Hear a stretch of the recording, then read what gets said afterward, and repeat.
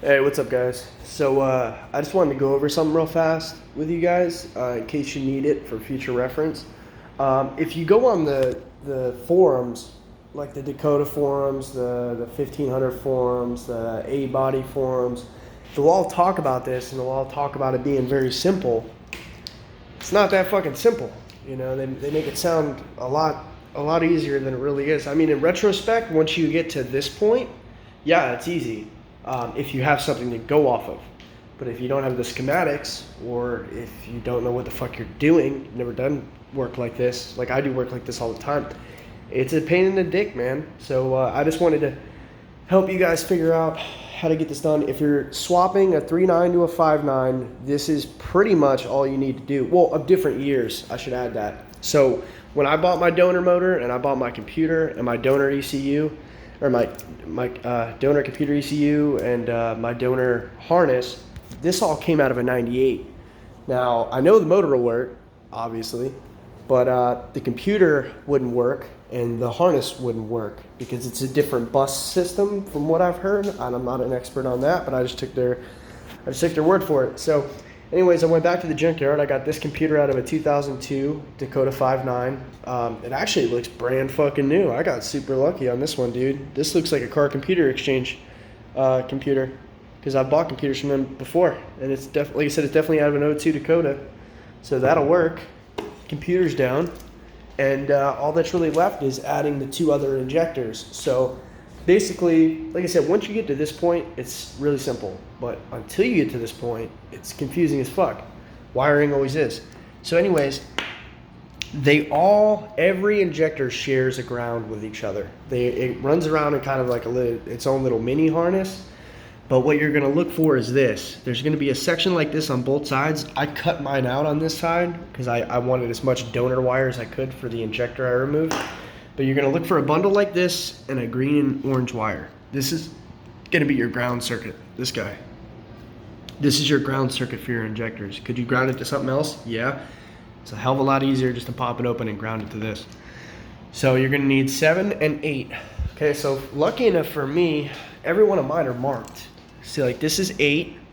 See, it's got the green and orange ground, and then it's got the gray with a faint blue line as the power wire that runs back to the ECU.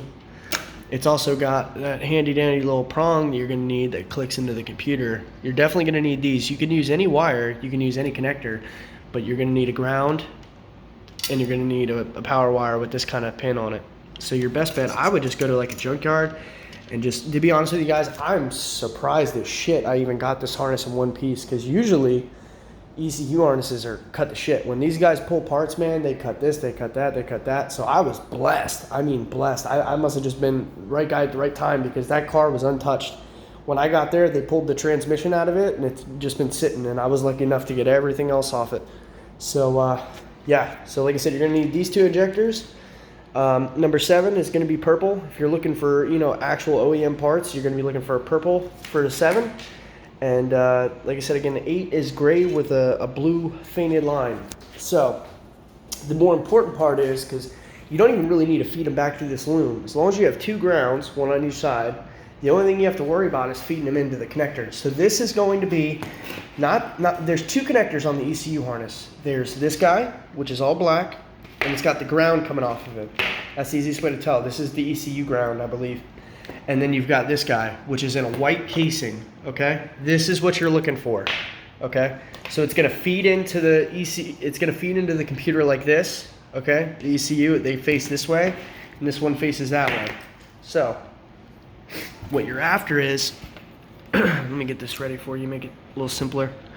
So you see that purple wire right there, this guy, okay? Well, right next to it, that's where 7 goes. And then right below it, right there, that's where 8 goes.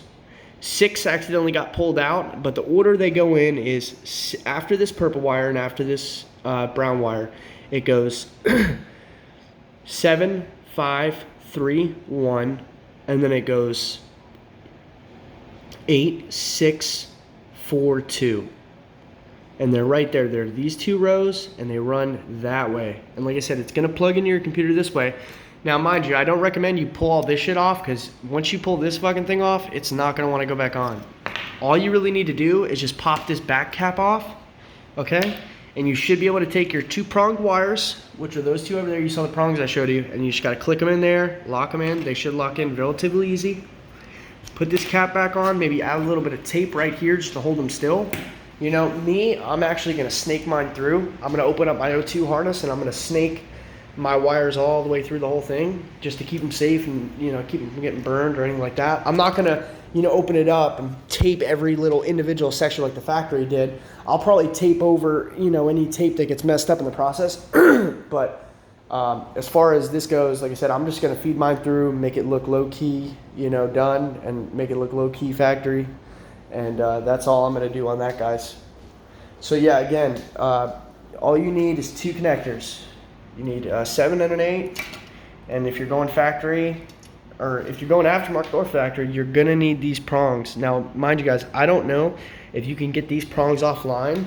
I'll make this option for you. I've got about 25 that I don't need. I've probably got more than 25, but if you guys need a connector, you know, if you've got the injectors and you just need little prong connectors, dude, you pay shipping, man, I'll send them to you. I've got plenty of time at the moment working on my own stuff. So if any of you guys need like prongs, or you need like a still picture of this, like I said, I don't have the schematics. I figured this out on my own, but that's all you really need to do, guys. And like I said, if you need any of these prongs, I'd be glad to ship them to you, no charge, just pay shipping. But anyways, guys, that's pretty much it. It's that easy, but this definitely helps. Take it easy.